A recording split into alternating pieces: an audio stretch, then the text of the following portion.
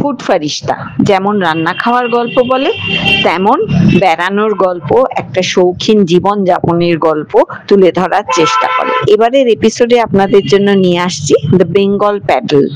এইটা আমাদের খুব কাছেই, একদম কলকাতার ইটকাট শহরের মধ্যেই কলকাতা রিভার ট্রাফিক পুলিশ জেটিতে একটা প্যাডেল স্টিমার বলা যেতে পারে। এটি আদতে স্কটিশ একটা স্টিমার, মানে জন্ম হয়েছিল 1945 সালে স্কটল্যান্ডে। সে নিজেও কোনোদিনও ভাবতে পারেনি যে তার এমন পুনর্জন্ম হতে পারে। এই হেরিটেজ রেস্টোরেশনের দায়িত্বে আছে the barge company.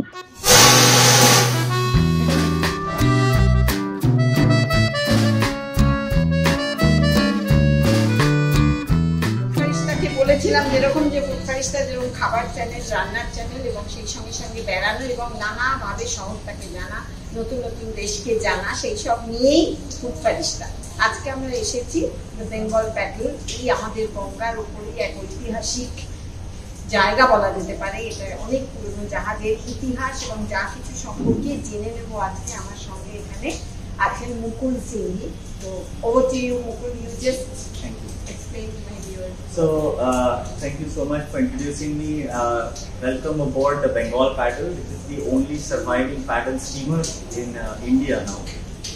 It is a ship that was built in 1945 by the British in Scotland, brought down the Hooghly to operate for various operations upriver, both in the Ganga and Brahmaputra.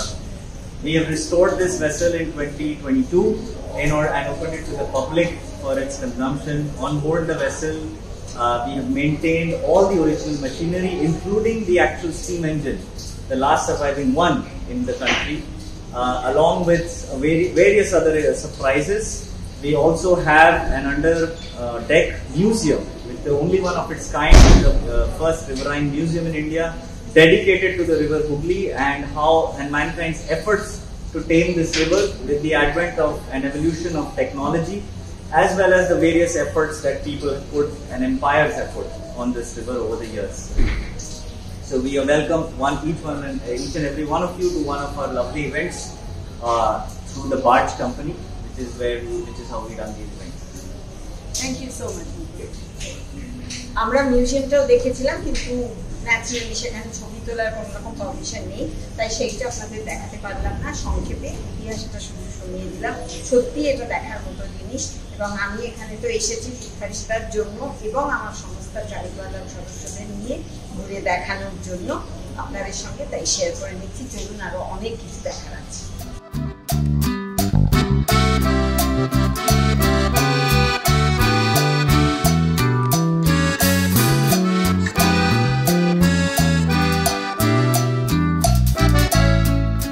এখানে সুন্দর একটা AC day আছে। খুব গরমের মধ্যে যদি কষ্ট হয় তাহলে ওখানেও থাকা যেতে পারে, কিন্তু খোলা আকাশ এবং উদাত্ত গঙ্গার তো কোনো জুড়ি নেই, সুতরাং সেখানে আমাদের এইটা মিস করতে পারি না। কিন্তু আজকে অঝরে বৃষ্টি নেমেছিল, তাই অনেকক্ষণ নিচে ছিলাম, কিন্তু সব জিনিসটা নিচে রেকর্ডিংয়েও অসুবিধে হচ্ছে, অনেক রকম গোলমাল, তাই আমরা ওপরে চলে এসেছি। বৃষ্টি ভেজা, এখন বৃষ্টি থেমে গেছে, বৃষ্টি ভেজার ডেক, এবং এই ওপেন ডেকে দাঁড়িয়ে দাঁড়িয়ে আপনাদের বলি, নিচে এরা চায়ের সঙ্গে গ্লেনবার্ন পেন্ট হাউসের নানান রকম খাবার দাবার, ছোট ছোট ক্যানোপিজ হরেক রকম থাকে এবং খুব কোয়ালিটেটিভলি ভালো।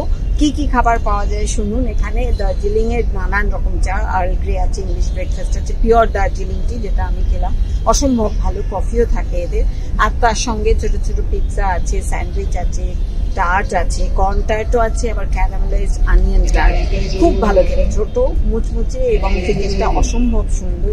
ফুচকাও আছে এদের অবশ্যই, আর ব্রাউনি অসম্ভব ভালো। আরো নানান রকম ছোট ছোট খাবার এবং চা, প্রাণ মন ভরে খেতে পারবেন, বেঁকে বসে গঙ্গা দেখতে পারবেন, নিজেদের বন্ধুদের নিয়ে গল্প করতে পারবেন, এবং একটা ফেলে আসা সময়ে ফিরে যেতে পারবেন। আর কি চাই? এটাই যথেষ্ট না? যতটুকু ধরতে পারলাম আপনাদের সঙ্গে শেয়ার করলাম।